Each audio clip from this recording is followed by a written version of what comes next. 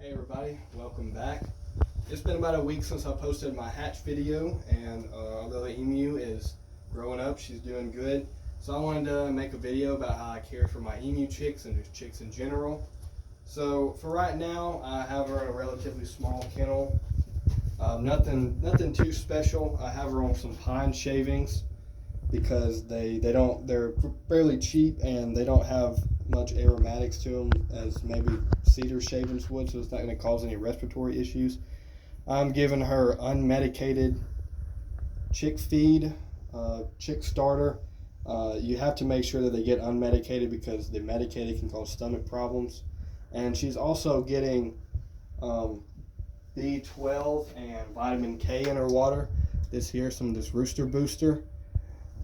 They grow so fast that they need a lot of vitamins for their body. So this is really good to put that in there. And then as well, also put a heat lamp in here as you would with any chick. So in probably a week, whenever I'm very confident that she's able to move around, this whole area opens up. You really need to give them some room. This whole area is going to open up. She'll have plenty of room to run around. But some good tips that I've learned when raising birds in general is that anything that can happen, it will happen. Birds especially are prone to eating things. So before I'm let her out in this area, I'm going to make sure there's no little pieces of plastic, there's no metal, there's nothing that she can eat, because if it's in here, she will eat it and it can cause a lot of problems. Typically, I would not like to keep her by herself.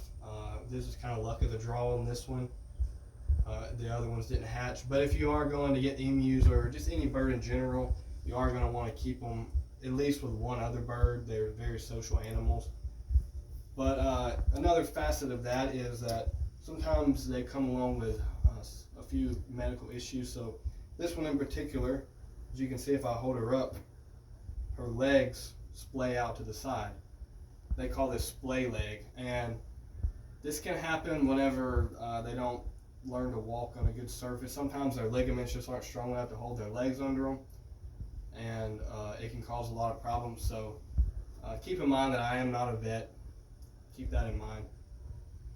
This is just what I've always done and what I've learned from other people that have raised emus. But this is how I fix splay legs. So I always make sure they're clean first. First thing is that they're comfortable. I have a soapy rag here. I'm just going to clean her little feet off.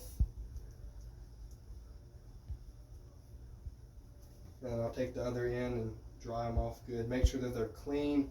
I don't want any kind of infection. And then what I do now is I take a piece of this medical tape, this foam medical tape, and I'll tape around one leg. And you want it tight enough that nothing's going to get in there and cause irritation to the chick, but also not so tight that it cuts off blood flow.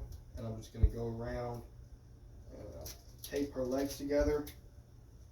Again, keep in mind I'm not a vet, but this is what's always worked for me. So her legs are going to be taped together under her. It acts sort of like a brace to keep her legs under her, so that until her muscles get strong enough, she's able to get her legs under her and walk, and it's not going to cause any permanent damage. Again, disclaimer, I'm fairly amateur at this. I would not consider myself an expert in sexing them, but from my best estimate, she is a female, which is good because I only have one female with my two males, and emus will pair for life. So you typically want to keep your male to female ratio pretty consistent, pretty 1-to-1. But I'm going to need y'all's help on something, so I'm kind of stuck between two names for her. I'm thinking I'm going to name her either Carol or Catherine. So I'm going to need your help. So if you see this video and you want to help, I'm going to add a poll in the comments. So I'm going to need you to vote, and whichever name gets the most votes is what we're going to name her. So I hope y'all like this video. Be sure to like and subscribe, and y'all have a good one.